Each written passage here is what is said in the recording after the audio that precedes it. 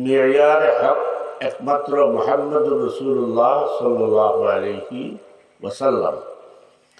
সাহাবায়ে কেরাম রিদওয়ানুল্লাহি তাআলা আলাইহিম আজমাইন হচ্ছেন সত্যের মানদণ্ডে উত্তীর্ণ শ্রেষ্ঠ উম্মত।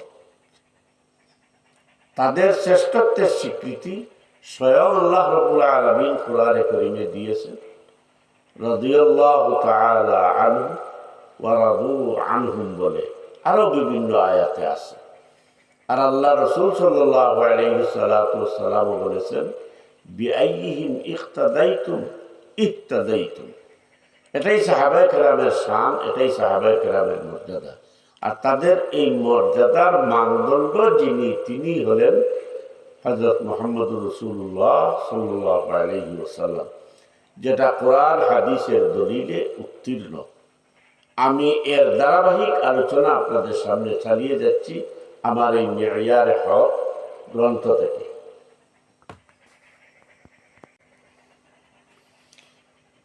নাহমাদুহু ওয়া নুসাল্লি আলা রাসূলিহিল কারীম। أما بعد فأعوذ بالله من الشيطان الرجيم. بسم الله الرحمن الرحيم.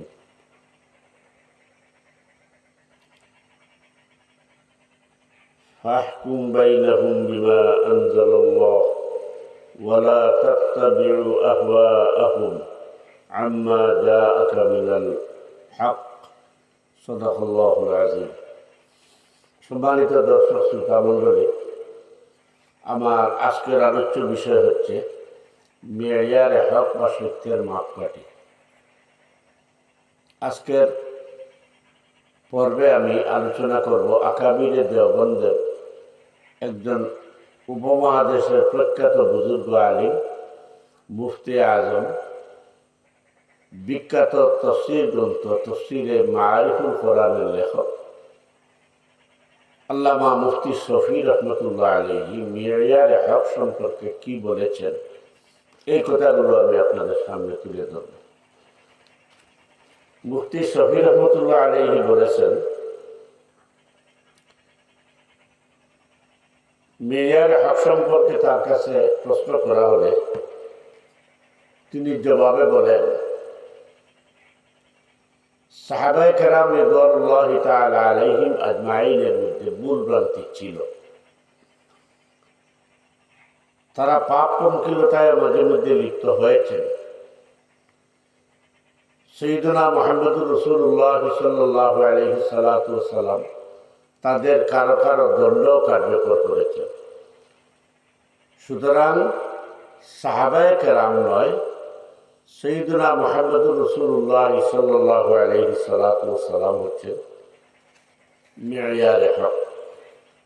তিনি মকামে সাহাবা গ্রন্থের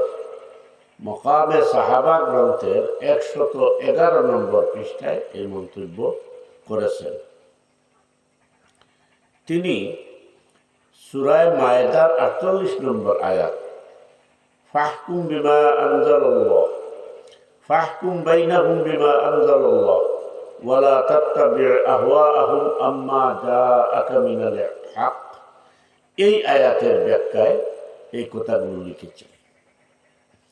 অনুরূপভাবে উপমহাদেশের দেওবন্দি উলামায়ে কেরামের আরেক আকাবির প্রখ্যাত হাদিস বিশারদ আল্লামা সাব্বির আহমদ উসমানী রহমতুল্লাহ আলাইহি সূরা নিসার 170 নম্বর আয়াতের তফসিরে লিখেছেন, একমাত্র নবী আলাইহিস সালাতু ওয়াস সালাম হচ্ছেন আনুগত্য করার হকদার। আল্লাহ প্রদত্ত নির্দেশ অনুযায়ী একমাত্র মুহাম্মদুর রাসূলুল্লাহ সাল্লাল্লাহু আলাইহি সাল্লাতু ওয়াস সালাম হচ্ছেন আনুগত্যের উপযুক্ত স্থান। আল্লাহ নির্দেশ দিয়েছেন।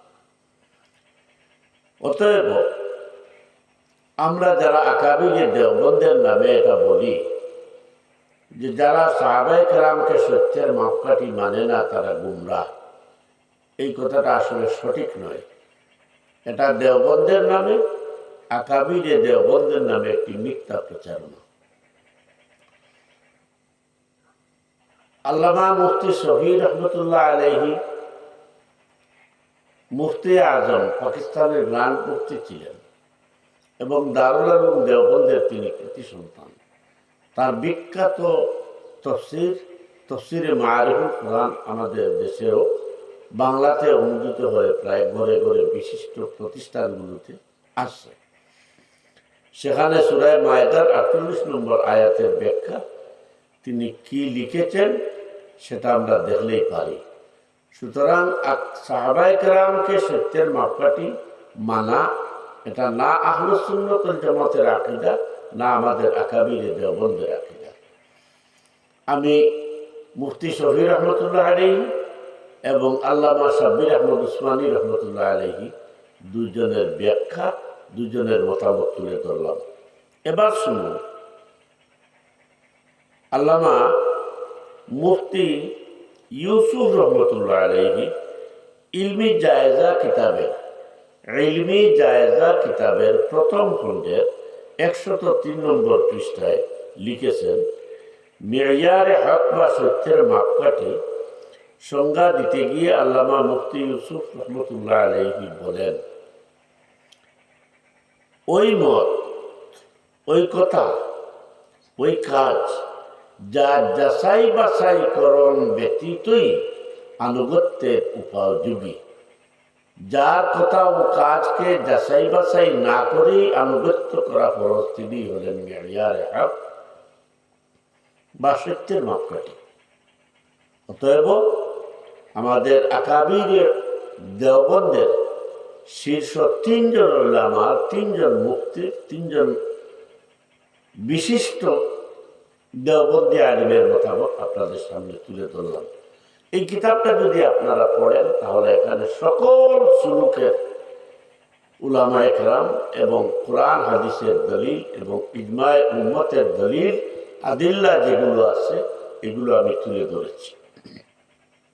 সম্মানিত দর্শক শ্রোতা মণ্ডলী, আল্লাহ রাসূল সাল্লাল্লাহু আলাইহি সাল্লাতু ওয়াসসালাম মেয়ারে হক আর সাহাবায়ে কেরাম রিদওয়ানুল্লাহি তাআলা আলাইহিম আজমাইন হচ্ছেন মেয়ারে হক দ্বারা, অর্থাৎ সত্যের মানদণ্ডে উন্নীত শ্রেষ্ঠ উম্মত। অতএব সাহাবায়ে কেরামকে যদি সত্যের মাপকাঠি বলা হয় তাহলে তারা যে শ্রেষ্ঠ উম্মত, তারা যে তাদের ইজতিহাদি ঐক্যমত যে শরীয়তের হুজ্জত, এটা প্রমাণ করবে কে? সেটা কোরআন হাদিস দ্বারা প্রমাণিত।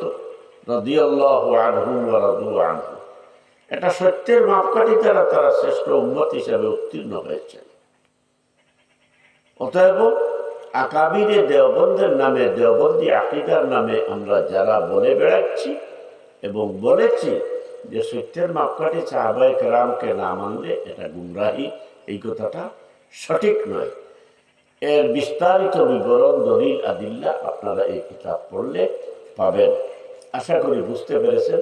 পরবর্তী আলোচনাতে আরও আকাবিরে দেওবন্দের এবং উপমহাদেশের প্রখ্যাত বিজ্ঞ উলামায়ে কেরামের মতামত আমি তুলে ধরবো ইনশাআল্লাহ। আল্লাহ রাব্বুল আলামিন যদি তৌফিক দান করেন। ওয়া আখিরু দাওয়ানা আলহামদুলিল্লাহি রাব্বিল আলামিন।